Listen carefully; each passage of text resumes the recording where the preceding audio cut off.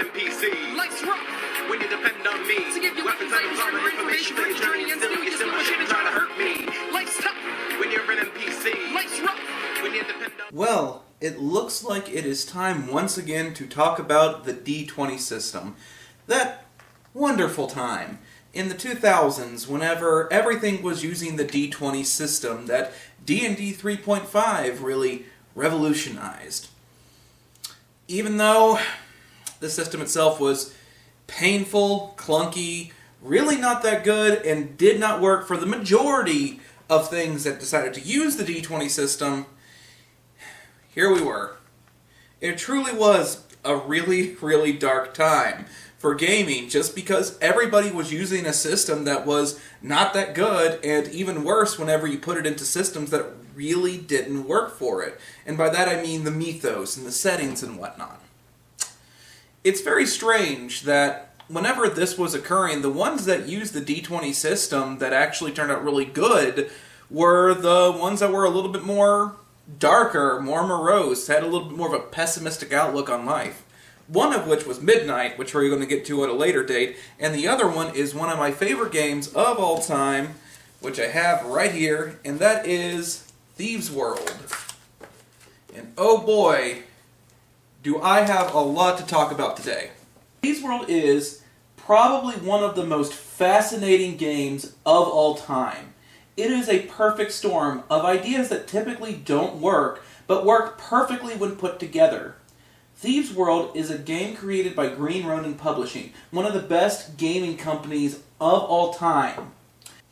It was a game based on a set of anthology books that ran during the height of those types of books in the 70s and 80s. Anthology books being a large universe with a general setting that various authors can create in as long as they have the rights to do so. They were typically dime store affair, mainly sold as cheap paperbacks for people to pick up and enjoy. Thieves World was one of the more popular. Set primarily in the city of Sanctuary, the story of Thieves World focuses on a small port town that has changed sides over the years between various warring parties. A group called the Ilsigi, the Rankins, which are kind of like a Roman stock, and later the Irun all laid claim to the city. As the name suggests, the city is somewhat lawless and is filled with a number of thieves who are willing to do just about anything in order to survive and make a quick buck. Well, the idea of Thieves World, actually as an idea, like as a game based on this anthology series, was really quite cool. Sadly, by the time that it came out in the 2000s, the idea of Thieves World had kind of ran its course. I mean, it had really slipped out of the public consciousness. Not many people even remember Thieves World or what it was like. And those who did were from the 70s and 80s, most of which had really gotten out of gaming at that point. So, the idea of selling an RPG based around Thieves World was, well, kind of a rough sell. Thanks in large part to an internet reviewer named Noah Spoony Antweiler sharing a long and fascinating tale about a game he ran in Thieves World. This actually gave the game a really big boom, and the game went from the category of good, but who really cares, to gathering a really large audience and exposing a lot more people to what was, by all accounts, a really underestimated and fantastic game. Regardless of its history, and regardless of who was actually the one that kind of started the fire, so to speak, I am really happy to see that Thieves World, thanks to great writing from Green Ronin, thanks to this perfect storm of ideas that all coalesced into a really amazing low-stakes fantasy game, and also thanks to Antweiler for his video, really this game has shown itself to be one of the most underrated, underestimated gems of all time. A true diamond in the rough, so to speak. There are a number of major talking points for this game, but the main ones that I want to talk about are the premise itself, the adaptation to the D20 system, and how slight changes can make a big difference in a game such as this. So how about we start with the concept of Thieves World and the idea of low-stakes fantasy. One of the main drawing points for Thieves World is the fact that it is a fantasy setting, but quite different from a fantasy setting such as Dungeons & Dragons. Dungeons & Dragons, its main premise, unless created by a different DM, is that of the protagonist in a grand adventure, similar to Lord of the Rings.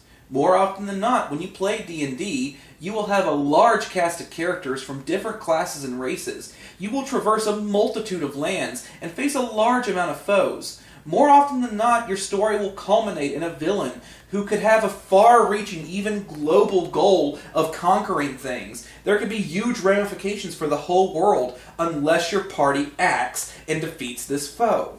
As such, D&D, similar to Lord of the Rings, is high-stakes fantasy.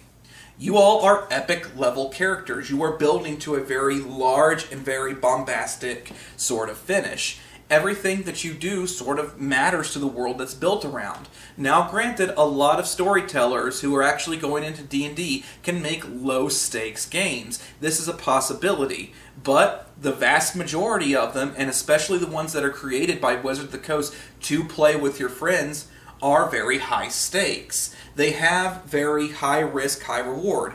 You are the protagonist in a very epic story in which you all have to defeat this big bad, or you have to stop this thing that could have potential continental, global ramifications if you were to fail. Thieves World, on the other end, is a very low stakes fantasy sort of game. The premise of Thieves World has you not only locked to a certain area, it has you locked to a singular city. The city known as Sanctuary. Sanctuary, as I said before, is a port city at the end of a great peninsula, which makes it a great strategic target for trade as well as navies for war. As such, Sanctuary has found itself in a variety of different ruling conquerors over the years. There is the Ilsig, which is similar to the Greeks, the Rankin, which is similar to the Romans, their own independence for a very short time, and then later on the Irun, which is more of a representation of the Gothic hordes that took over Rome after it fell. The city is filled with a multitude of people from different walks of life, different areas of this world who have all come together in this city. And as a city that is extremely high traffic, there is a lot of drug problems, there is a lot of pillaging, pirating, prostitution, and above all else, thieving. You, as the players of this game, take on the role of people living in Sanctuary. While the game may take you outside of Sanctuary for a short time, the truth is that you will rarely, if ever, leave the city of Sanctuary, and you will have to adapt to the times of whichever ruling party currently holds influence. Whenever it comes to games in Thieves World, you very rarely actually change the world around you. The world around you tends to be going on just fine. There might be stories where you might even overthrow the ruling party, but I guarantee you that you are far from overthrowing the Rankins or the Ilsig, and, well, even if you do take over the city for the Sanctons themselves, you end up getting taken over a couple of months later. The idea being is that, more often than not when it comes to Thieves World, you take on the role of, well, thieves, of pirates, of low-level mages, of various people living in the city just trying to do what it takes to survive with whatever ruling party you have over you. You very rarely have your own destiny in your hands. More often than not, you're being carted around, and eventually the end goal is just to have a very better station in life. Instead of, being the great conquering heroes of D&D, you're really just trying to become the slightly better thief, the thief that can actually control a little bit of the thieving world in this one city. It's very low stakes and does not affect the overall world, or rarely if ever does. Most of the time you find yourself in back alleys of Sanctuary in an area known as the Maze, in a well-known tavern known as the Vulgar Unicorn. One of the most iconic buildings in the franchise, by the by. You will have some semblance of control over your fate, but for the most part, you'll just be trying to get by the day-to-day and just try to make a name for yourself. The idea of good and bad are also very blurred. They do away with alignments, which is a very good idea. Sometimes you have to steal in order to stay alive from a person who has done no wrong. Sometimes you will need to deal drugs to an addict knowing well that this might destroy them, because that one silver piece means that you get to go and get some food for once in this day. Your actions affect the city, but make no mistake, even at the end, when you beat the big bad, the city of Rank is not going anywhere or really gives a shit unless you really push the envelope and take over the city or something like that. And even then, I guarantee you that if we go back 5 months from now, they just sent a very large rank legionnaires to retake the city from you. The game is also really great that it truly sets itself apart from D&D. It does away with alignment, knowing that the idea of good and evil is very much blurred. It deals away with dwarves, it gets rid of elves, it gets rid of halflings. Really, it's just humans. It's still very much fantasy, and especially using the D20 system, you can get the feel, you can see the relations between D&D and Thieves World, but more and more changes show you that you are dealing with a completely different beast. When it comes to people, I mean, yeah, mainly you deal with people. There are no dwarves, there are no elves, there are no halflings. The only thing that even really comes close is half-basive, and they're basically just kind of slight fish people, and the only difference is that they have nictitating membranes in their eyes and webbed feet. You are just a collection of Homo sapiens in a world, and your benefits and negatives tend to be much more of cultural traits than anything else. Then there's the idea of magic, which is very different from D&D, completely different from D&D. Which, now that I think about it, is actually a good way to segue into the next point. The changes that shows Thieves World is different from D&D, yet uses a similar system. The fact that Thieves World is one of the very few D20 open source games to truly be great is not that difficult to figure out. Most open source games simply copy and pasted the D20 system, for better or for worse, and made a hack game around a poor system. Thieves World and Green Ronin Publishing took the D20 system and used it as more as a template from which to build around. They took what they wanted from the source and molded the rest to fit their system. Most D20 games did do this to some extent, I will hand you that, but they only seemed to do it whenever they had to. Other times, they were happy to mold their story and their premise instead of the other way around, which was the more beneficial of the two for Green Ronin Publishing. Thieves World, in truth, is honestly probably the best D20 system game. I mean, this includes Pathfinder from Paizo, that is very numbers heavy, and also even includes D&D 3.5, which is often considered to be one of the worst. Well, actually, it would have been the worst if it weren't for 4th edition. So really, when it comes to D20, the best example isn't actually D&D, it's Thieves World. The area this can best be shown is the magic system. Magic in Thieves World is vastly different from magic in D&D. Magic in D&D goes hand in hand with magic from, let's say, Skyrim. It is magic that tends to be relatively instantaneous or has low casting time, and comes from more or less the power within you, or power manifested from years of training. They tend to have components to them as well, but all in all, the components can be damn near found anywhere and are relatively easy to find. Thieves World takes a very different approach.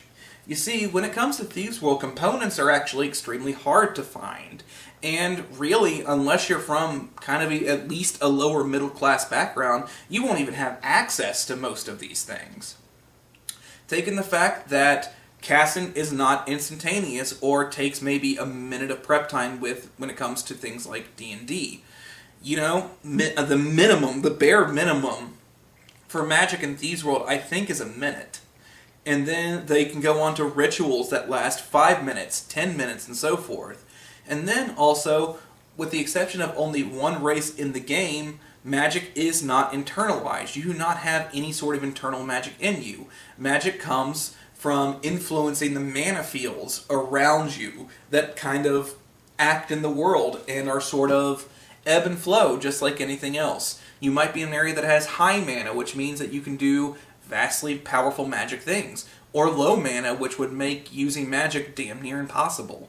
Going back to what Noah Spoony Antweiler said in his discussion on the game, magic in Thieves World is extremely powerful yet tedious to use.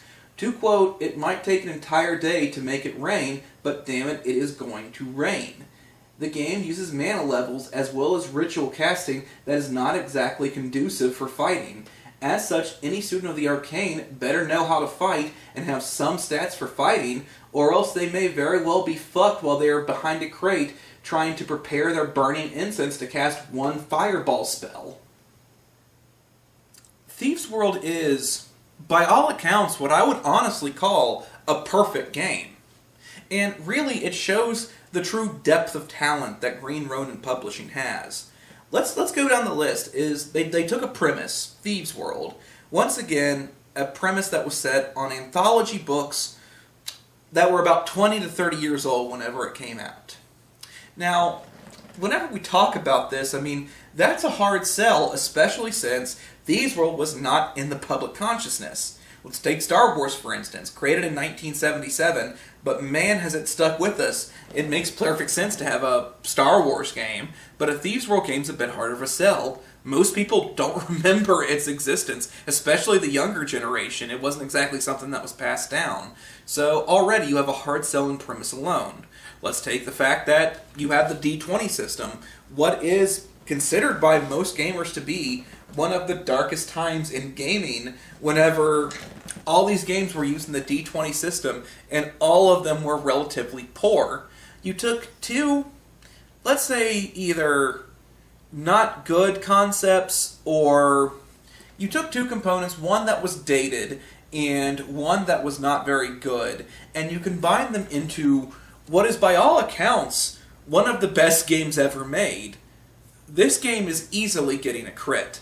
Not only does this game get a crit, it needs to go down as one of the top 20 best tabletop games of all time.